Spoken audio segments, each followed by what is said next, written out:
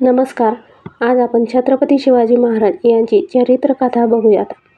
संगमेश्वराच्या जवळ 12 किलोमीटरवर शृंगारपूर या नावाचं गाव आहे. हे गाव महाराजांनी जिंकलं. जिंकण्यासाठी युद्ध करायची वेळच आली नाही. तेथील शाही जहागीरदार महाराजांच्या दहशतीने पळूनच गेला. त्यामुळे शृंगारपूर बिनविरोध महाराजांना मिळाले. गावाच्या पूर्वेला 6 किलोमीटरवर एक प्रचंड डोंगरी किल्ला होता. त्याचं नाव प्रचितगड. गडावर आदिलशाही सत्ता होती. तानाजी मालुसऱ्यांनी या गडावर हल्ला चढवून एकाच छाप्यात किल्ला घेतला. केवढं नवल! 6 महिने लढू शकणारे किल्ले शाही फौजांना एक दिवसभरही झुंजवता आले नाहीत. मराठ्यांनी गड घेतला. झेंडा लागला. महाराजांना विजयाची वार्ता गेली. ते पालखीतून प्रचितगडावर निघाले. बरोबर थोडं मावळी सैन्य होतं. महाराज गडावर पालखीतून येत आहेत हे पाहून गड जिंकणाऱ्या मराठ्यांना अपरंपार आनंद झाला. आपला विजय बघण्यासाठी खास महाराज स्वारी जातीनं येत आहे हा खरोखर दुर्मिळ योग होता. तानाजीला तर आनंदानं आभाळ भरून आल्यासारखं झालं. गडावरचे लोक गरजत होते. वाद्य वाजत होते. महाराज गडावर आले. दरवाजातून आत प्रवेशले. मावळ्यांना आनंदाचं उधाण आलं होतं. जणू इथूनच महाराजांची पालखीमधून त्यांनी मिरवणूक सुरू केली. महाराज लोकांचे स्वागत हसतमुखाने स्वीकारीत पालखीत बसले होते. यावेळी वारा सुटला होता. भळाळणाऱ्या वाऱ्यानं झाडंझुडपं हेलावत होती. महाराजांच्या अंगावरचा शेला फडफडत होता. नकळत शेल्याचा फलकावा पालखीबाहेर लोंबत होता. तो वाऱ्याने उडत होता. मिरवणूक चालली होती. एवढ्यात गचकन कुणीतरी मागे खेचावं असा महाराजांच्या पालखीला जरा हिसका बसला. शेला खेचला गेला. ते पाहू लागले. भोई थांबले. काय झालं तरी काय? पाहतात तो महाराजांच्या शेल्याचं पालखीबाहेर पडलेलं टोक एका बोरीच्या झुडपाला वाऱ्याने अटकलं गेलं होतं. बोरीला काटे असतात. शेला अडकला. महाराज बघत होते. मावळे काट्यात अडकलेला शेला अलगद काढू लागले. शेला निघाला. पण महाराज हसून सहज गमतीने म्हणाले, या बोरीनं मजला थांबविले. येथे खणा. मावळ्यांनी पहारी फावडी आणली आणि त्यांनी बोरीखालची जमीन खणावयास सुरुवात केली. केवळ गंमत म्हणून महाराज बोलले. सगळ्यांचाच उत्साह दांडगा. अन खणता खणता पहारी लगेच अडखळल्या. माती दूर केली. बघतात तो सोन्या नाण्यांनी भरलेला हंडा. हा केवळ योगायोग होता. महाराजांना भूमिगत धन मिळाले. ते धन कुठे गेले? महाराजांच्या घरी? नाही. हे सर्व धन स्वराज्याच्या खजिन्यात जमा झाले. इथे एक गोष्ट लक्षात येते. महाराजांना एकूण 3 ठिकाणी असे भूमिगत धन मिळाले. तोरणगडावर, कल्याणच्या दुर्गाडी किल्ल्यावर आणि हे असं प्रचितगडावर. हे धन स्वराज्याचं म्हणजे रयतेचं म्हणजेच देवाचं. पूर्वी महाराजांच्या आजोबांना म्हणजे मालोजीराव भोसल्यांना वेरूळच्या त्यांच्या शेतातच भूमिगत धन मिळालं. ते मालोजींनी श्रीकृष्णेश्वराचे मंदिर, शिखर शिंगणापूरचा तलाव, एक यात्रेकरूंच्यासाठी धर्मशाळेसारखी म्हणा किंवा मठासारखी म्हणा इमारत अन अशाच लोकोपयोगी कार्यासाठी खर्च केलं. आपल्या आजोबांचा हा वारसा महाराजांनी आजही सांभाळला. योगायोगानं पण मालकी हक्कानेच मिळालेलं धन. मालोजी राजांनी आणि आता शिवाजी राजांनी जनता जनार्दनाच्या पायापाशी श्रीकृष्णार्पणमस्तू म्हणत खजिन्यात जमा केलं. देवाचं दान आणि जनतेचं धन असंच वापरायचे असते. त्याचा अपहार करणे हे महत्पाप. महाराजांच्या हिंदवी स्वराज्याला एका पैशाचेही कर्ज कधीही नव्हते किंवा खजिन्यात खडखडाट झाला आहे अशी अवस्थाही कधी निर्माण झाली नाही. याचे एक कारण समजले ना? अपहार, भ्रष्टाचार, पिळवणूक, लुबाडणूक हे शब्द स्वराज्यात असता कामा नये. हा आदर्श महाराजांनी घालून दिला. स्वराज्याचा खजिना नेहमीच शिलकीचा होता.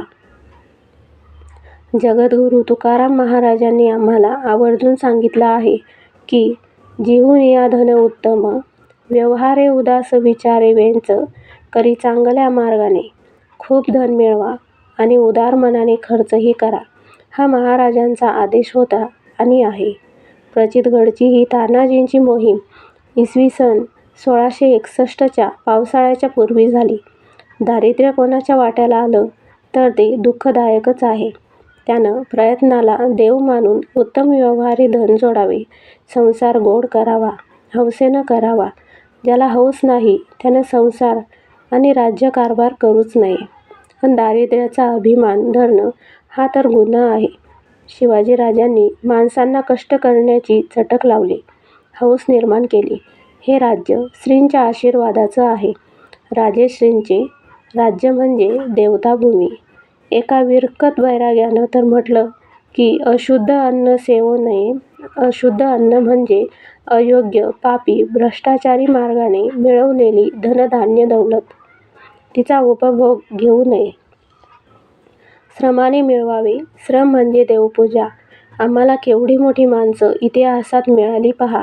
शिवाजीराजांसारखा विरक्त, उपभोगशून्य छत्रपती, चक्रवर्ती, जिजाऊसाहेबांच्या सारखी कादंबिनीव जगजीवनदान हेतू असलेली आई, राजमाता नव्हे स्वराज्य माता आम्हाला या मराठी मातेनं दिली. या मायलेकराच्या जीवनात त्यांनी चंगळमंगळ आणि उधळपट्टी कधीही केली नाही. कादंबिनीव म्हणजे योगिनीप्रमाणे धर्मपुरुष आम्हाला लाभले, तेही सोन्यामोत्यांना मृत्तिकेसमान मानणारे.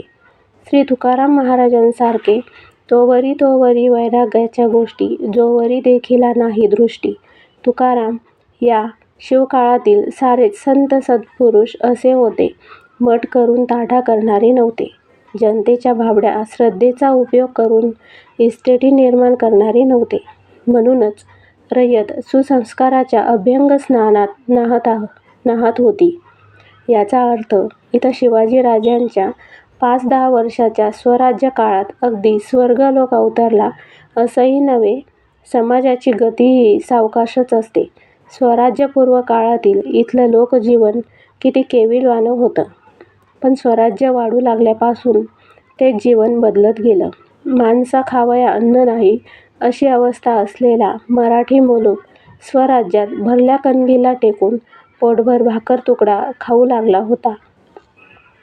इसवी सन 1661ची कोकण मोहीम संपवून महाराज राजगडास परतले. प्रतापगड ते पन्हाळगड या भयंकर कठीण युद्धकाळातून महाराज अगदी तावून सुलाखून बाहेर पडले होते. अजून शाहिस्तेखान पुण्यात होताच.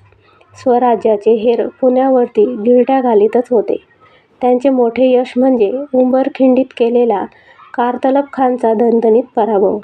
पण याच साऱ्या घाईगर्दीतून वेळ काढून महाराजांनी गडावर जखमनाम्याचा दरबार भरविला.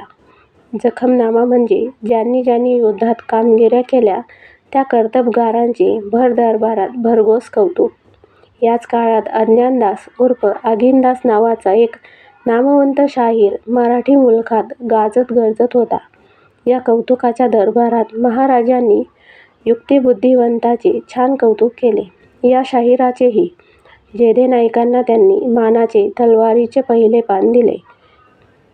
वकिलांना ओंजळी ओंजळीने होन आणि शेला-पागोटी दिली.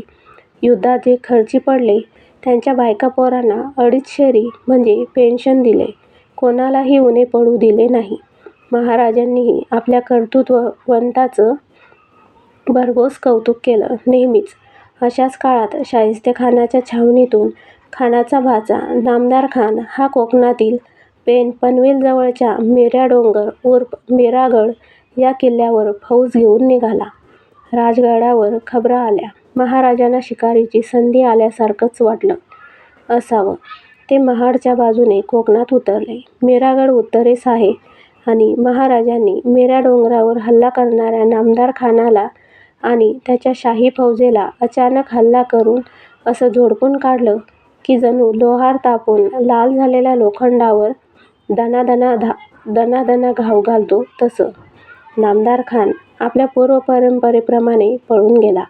सारी मोगली मोहीम साफ फसली.